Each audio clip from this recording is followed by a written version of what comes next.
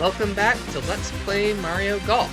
This is Mellow Math Teacher here for part 4, in which we finish off the Toad Tournament. Let us proceed to hole number 13, in which we'll see something nice.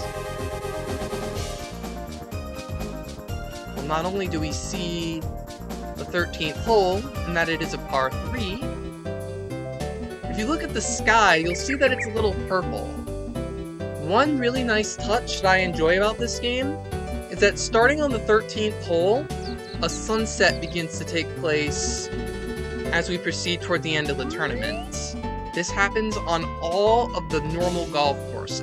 This does not happen in mini golf, however. But I like how it shows the passage of time as we go. Let's see.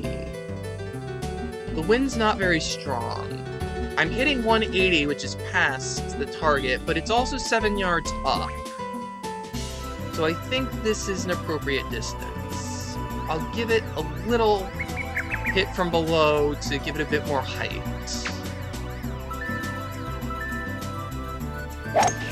Nice shot!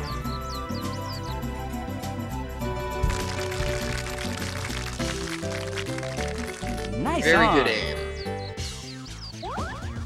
An easy putt scores us yet another birdie. Nice birdie! Yes!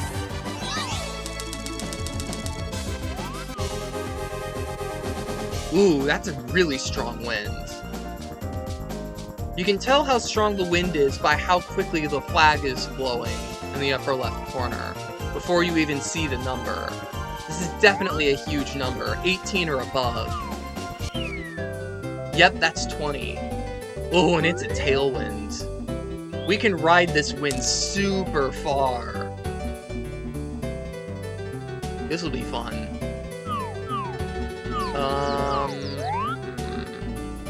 I can't take it past the pond. No way I can do that. I fear that if I take a power shot and let the wind carry me, I might end up in the rough over here, so I'll go with a normal shot. I'll hold down to maximize the amount the wind pushes me forward. We'll see just how far this wind can take us.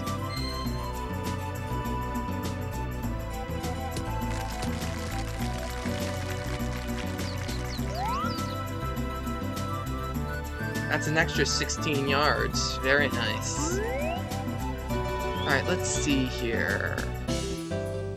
The wind's not quite as fun when it's blowing sideways as well. Yeah. Definitely a very strong tailwind, though, so I want the club down. Not very far upward, but it is strong sideways. So this should do it.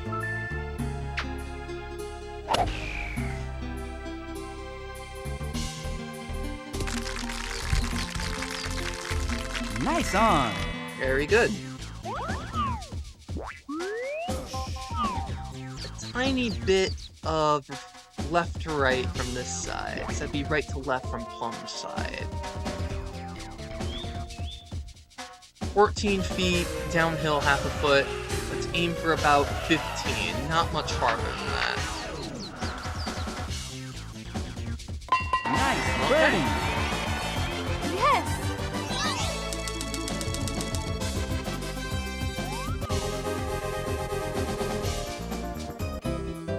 Right, no wind. We can see more purple in the sky, so we're getting a more and more pronounced sunset as we go.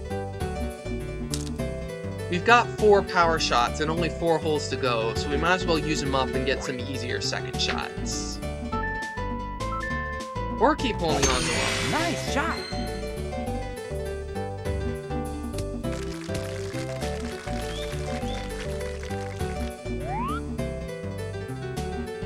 Under 48 yards. We are tilted to the right, so we have to account for that. Aim left.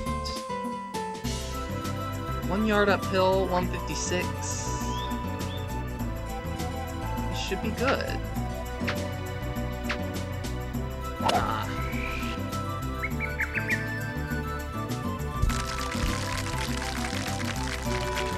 If I hadn't missed Nice the on. perfect mark on the right, that could have been an eagle. Maybe. Maybe not. Maybe it would have been a little short.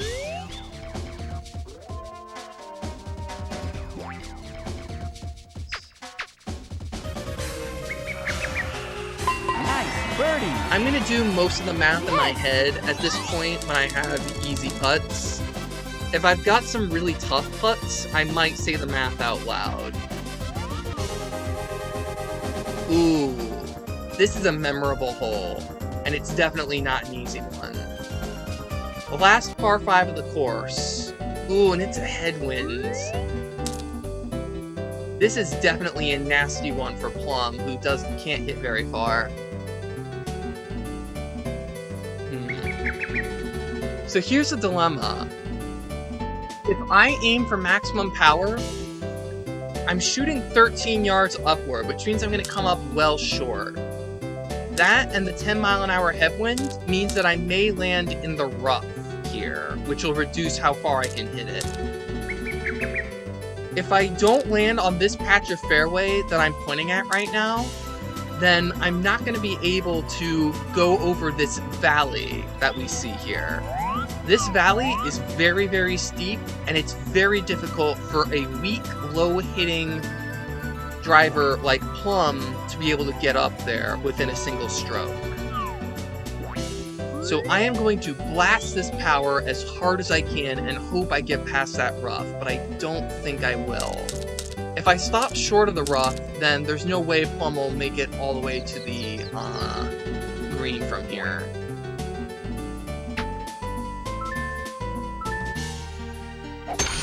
Nice shot.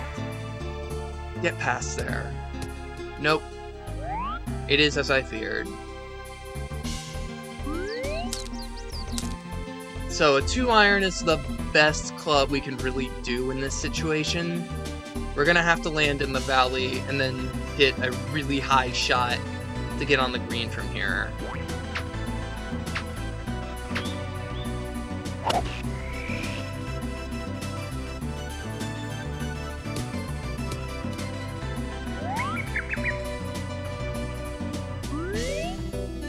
"25 yards up." That's a really long way up, and we have a headwind, so we're gonna need to put a lot of extra power into this one.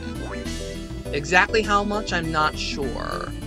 The other thing we need to worry about is, you can see that the dots, the dotted line, from this perspective, it's actually going to hit into the hill, which will cut our power, because we're going to be rolling right off the top of the hill instead of, actually hitting over it. So I'm going to hit a power shot here too, and club down, hold down to hit the bottom of the ball to make sure we get all the way up there. This is a really nasty approach.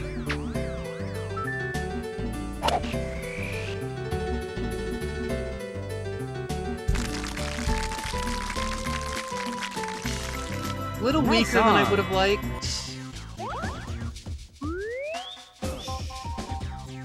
"23 yards away. Tilted from left to right. Should do it.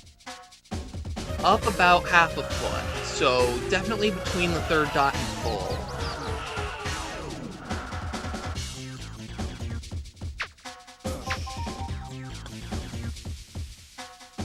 Come on. Nice birdie. Beautiful! Yes. Definitely a difficult hole for a weak hitter, and Plum handled it beautifully.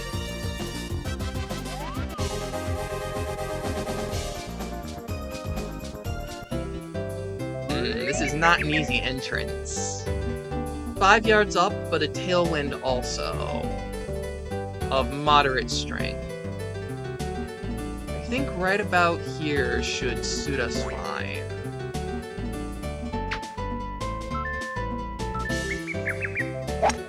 Nice shot.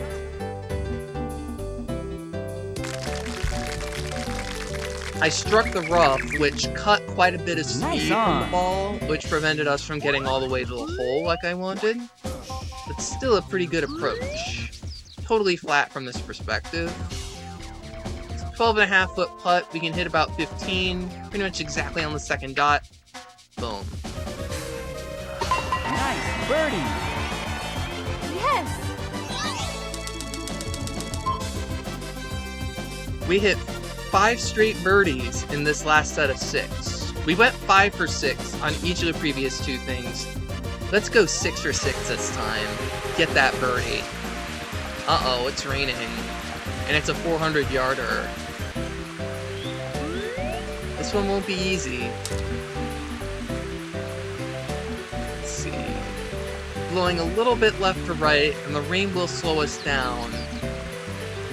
Generally, it's not a good idea to land on the middle of the fairway because it's strongly tilted to the left, and we'll have a very awkward second shot if we land on the tilted fairway. So we should aim for this flat portion up top, or this flat portion down here on the bottom. I tend to prefer this upper area for more powerful characters, but for weaker characters like Plum, this flat area down low is generally a better approach. Nice shot.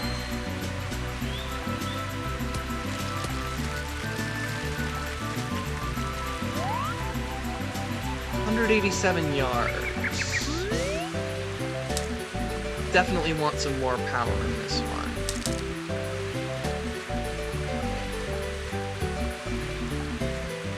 This green's also surrounded by water to the left and back, so a bit dangerous, but the rain is definitely reducing our distance, so it's not going to go this far.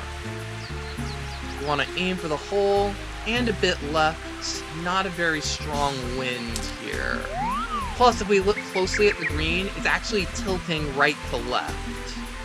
So we may want to land to the right of the pin, so it may tilt toward the left side. We're going to aim a bit left to account for the wind, but not much left. And club up 1 to account for the rain.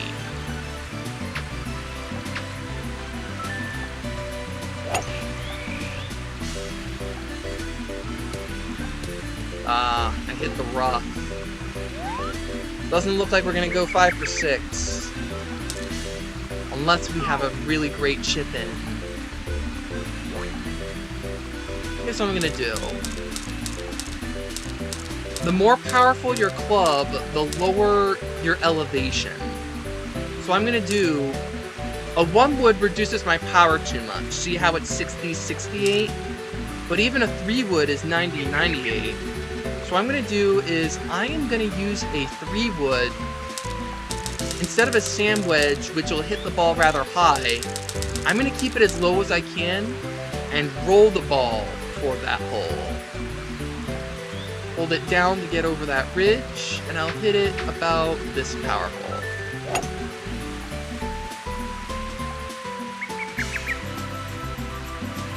I hit the lip of the green, so it wasn't great. Definitely a tough putt to finish it off. It's raining, and it's a very strong uphill, 1.2 feet. So it's a 15-footer. To account for that power, I want to hit 18, 19 feet. And then because it's raining, I should multiply by 1.5. So that's not quite full power, but pretty close. And a strong tilt from right to left. Nice par. And there we go. Didn't go 6 for 6 this time. We went 5 for 6 on all 3 sets, but definitely a very good putt to finish off. We've only had 1 missed putt this entire time. The greens have been pretty easy, although we have also... This is Toad Highlands. This is not an especially difficult course, all things considered. Only 1 real big mistake on hole number 5, where I had a bad approach and a bad putt. Great round, go! So, final results. We had the lowest score, the most under par, or least over par, out of all the competitors in the tournament, so we earn ourselves a gold trophy. The gold trophy earns us enough experience points to automatically unlock the next course, and you also gain additional experience points on the right. Experience points are what you earn in order to unlock more courses in this game. But I've already unlocked all the courses, so experience points and course points are not relevant. As we see here, I've already opened all of the courses. So the Toad tournament is complete with a score of 14 under par.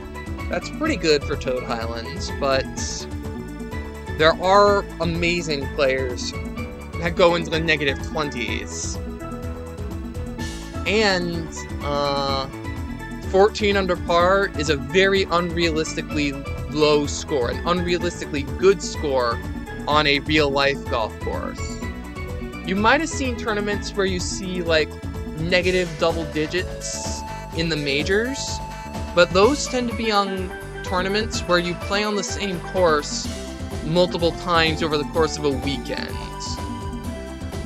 So, for example, someone who gets like a negative 24 on a 4-day tournament is really just getting negative 6 on average each day. Still an excellent score, especially in real life golf. But as you'll see, as we move further along in the tournaments, the scoring cutoffs needed to win the tournament get more and more stringent, and they get extremely tight as we get to the really difficult courses like the Boo Classic and the Mario Open. But that is something that we will save for another day. What we're going to do next time is I'm going to go through Toad Highlands again, but I'm going to do it in a multiplayer environment.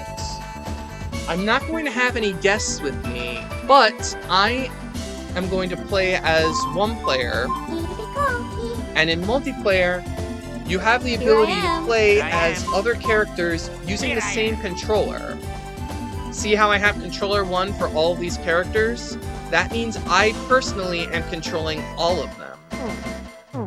In addition, you can hold the Z button to make a player a lefty, and you can hold the R button to make the player a computer. What I'm going to do next time is I'm going to play with 3 other characters. Oops. Here I am. And I'm going to set them as computers. Here I am. You see how Baby Mario is the only one with the controller number 1? The rest of them are computer players, and I will play against them in the next one. So, this is actually going to be my personal method of unlocking more characters to play within this Let's Play. In one-player mode, as I mentioned in the first part of the game, you can only play as Plum, Charlie, Peach, or Baby Mario.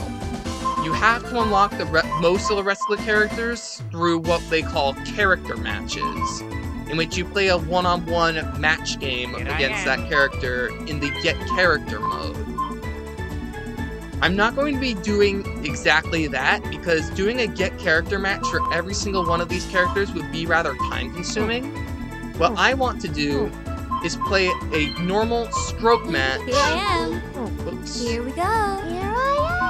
Is play a normal stroke match against every AI character in the game, and once I beat them, I will allow myself to use that character later on in the Let's Play.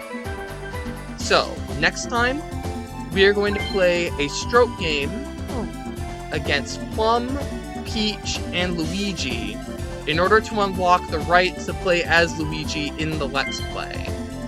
We will only play the front 9, and then, in another part, we will play against Charlie, Baby Mario, and Yoshi on the back 9, and if I win, I will allow myself to use Luigi and Yoshi as we move on to the next tournament. So, let's hope that I can defeat these characters and improve my ability to make a good Let's Play for you guys. I hope you enjoyed the Toad tournament and the first few parts of my Let's Play so far. Do your reading, do your homework, ask your instructor questions, and go to office hours. Here we go. see you guys next time as you watch these characters dance.